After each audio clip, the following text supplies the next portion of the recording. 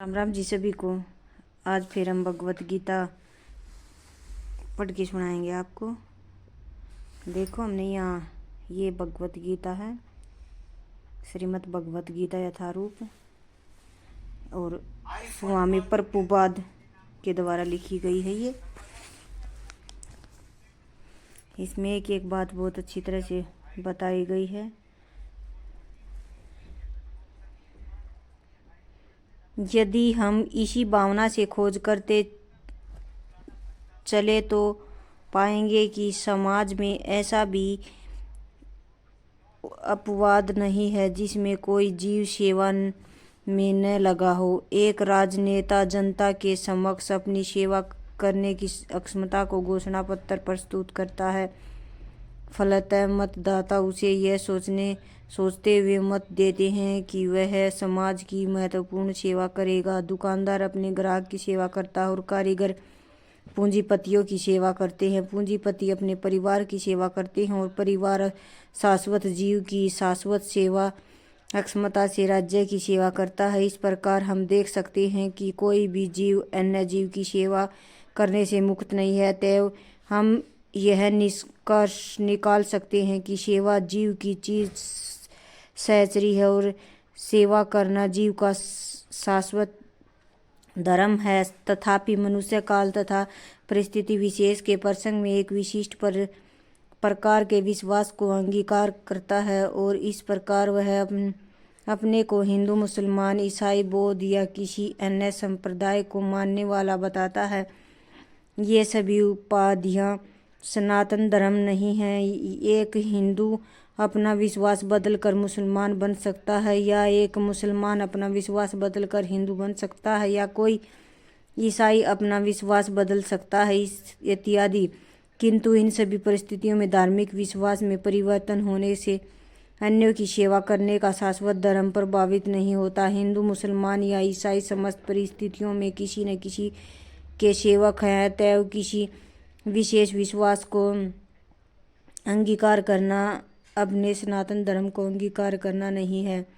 सेवा करना ही सनातन धर्म है। वस्तुतः भगवान के साथ हमारा संबंध सेवा का संबंध है। परमेश्वर भोक्ता है और हम सारे जीव उनके सेवक हैं। हम सब उनके भोग के लिए बने हैं और यदि हम भगवान के साथ उस नित्य भोग में भाग लेते हैं तो हम सुखी बनते हैं। हम किसी अन्य प्रकार से सुखी नहीं हो सकते। स्वतंत्र रूप से सुखी बन पाना संभव नहीं है। जिस प्रकार शरीर का कोई भी भाग उधर से सहयोग किए बिना सुखी नहीं रह सकता, परमेश्वर की दिव्य प्रेमा भक्ति में सेवा किए बिना जीव किसी सुखी नहीं हो सकता। भगवत गीता में विभिन्न देवों की पूजा या सेवा करने का अनुमोदन नहीं किया गया है। जिनकी बुद्धि भौतिक इच्छाओं द्वारा मारी गई हैं, वे देवताओं की शरण में आ जाते हैं और वे अपने अपने स्वभाव के अनुसार पूजा के विशेष विधानों का पालन करते हैं। यहाँ यह स्पष्ट कहा गया है कि काम वासना द्वारा निर्देशित होते हैं वे भगवान कृष्ण की पूजा न करके देवताओं की पूजा करते हैं। जब हम कृष्ण का नाम लेते हैं तो हम किसी सांप्रदायिक नाम का उल्लेख नहीं करते। कृष्ण का अर्थ है। प्लीज़ चैनल को लाइक, शेयर और सब्सक्राइब जरूर करना और वीडियो पूरी देखना। आगे और पढ़ के सुनाऊंगी आपको। देखो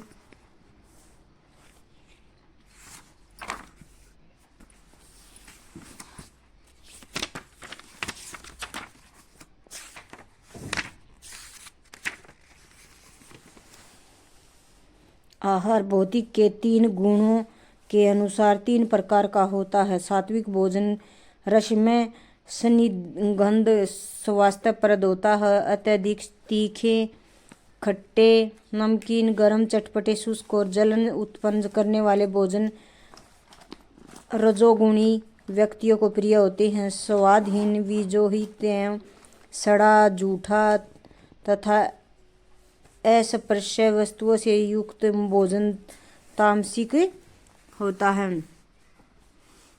सर्वोच्च आनंद और इसकी पुष्टि हुई कि परमेश्वर समस्त आनंद के अनुसार हम सभी आनंद की खोज में लगे रहते हैं।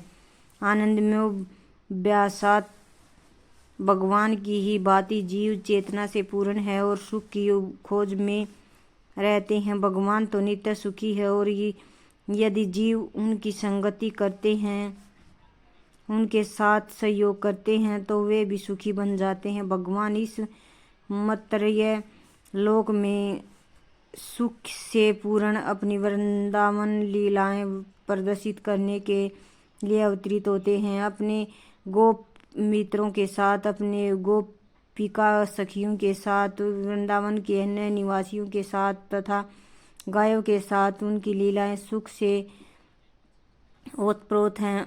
वृंदावन की सारी जनता कृष्ण के अतिरिक्त अन्य किसी को नहीं जानती थी, परंतु भगवान कृष्ण ऐसे कहते थे। उन्होंने अपने पिता नंद महाराज को भी इंद्रदेव की पूजा करने से निरुत्साहित किया, क्योंकि वे इस तथ्य को प्रतिष्ठित करना चाहते थे कि लोगों को किसी भी देवता की पूजा करने की आवश्यकता नहीं, उन्हें एकमात्र परमेश्वर की पूजा करनी चाहिए, क्योंकि उनका चरम लक्ष्य भगवत धाम को वापस जाना है।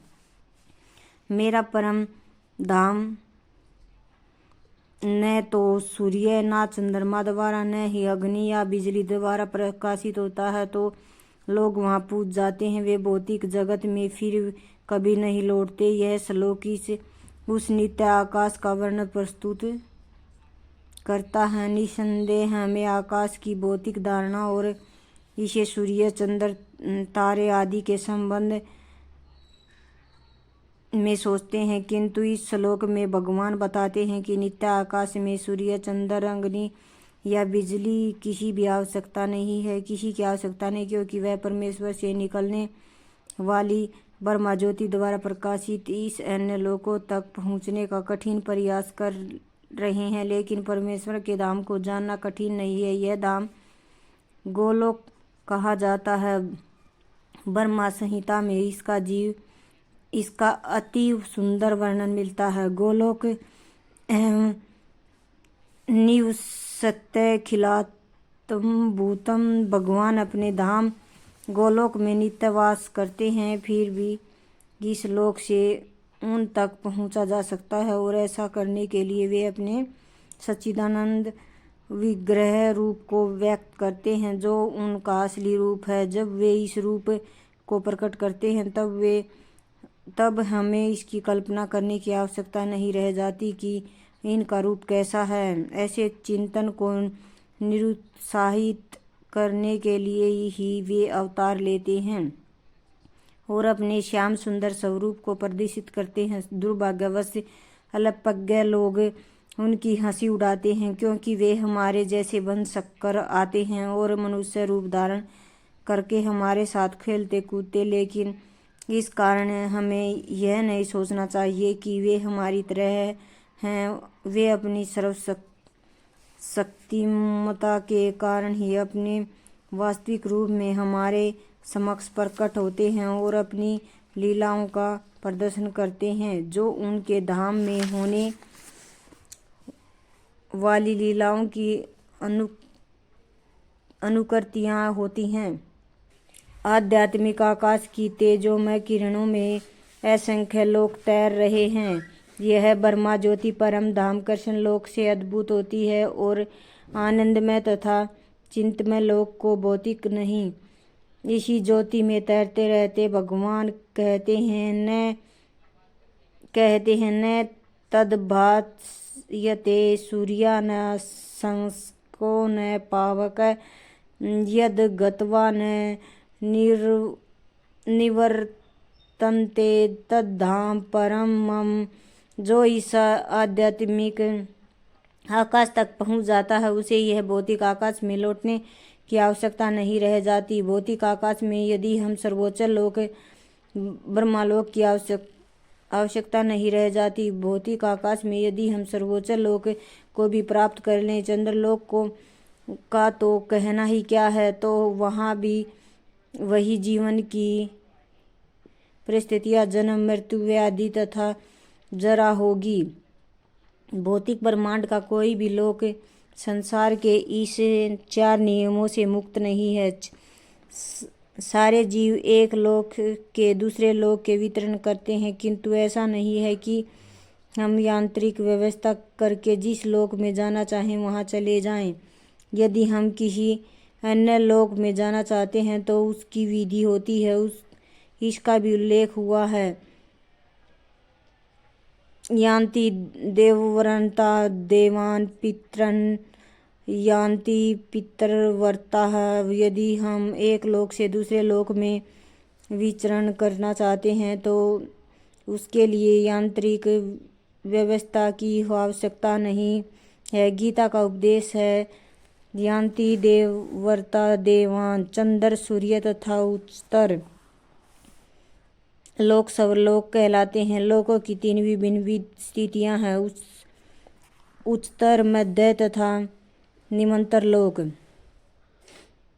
पृथ्वी मध्य लोक में आती है। भगवत गीता बताती है कि किस प्रकार अति सरल सूत्र यान्ति देवव्रता देवान् द्वारा उच्चतर लोकों यानी देवलोकों तक जाया जा सकता है। मनुष्यों को केवल उस लोक के विशेष देवता की पूजा करने की आवश्यकता है। जो इस तरह चंद्रमा, सूर्य या अन्य किसी भी उच्चतर लोक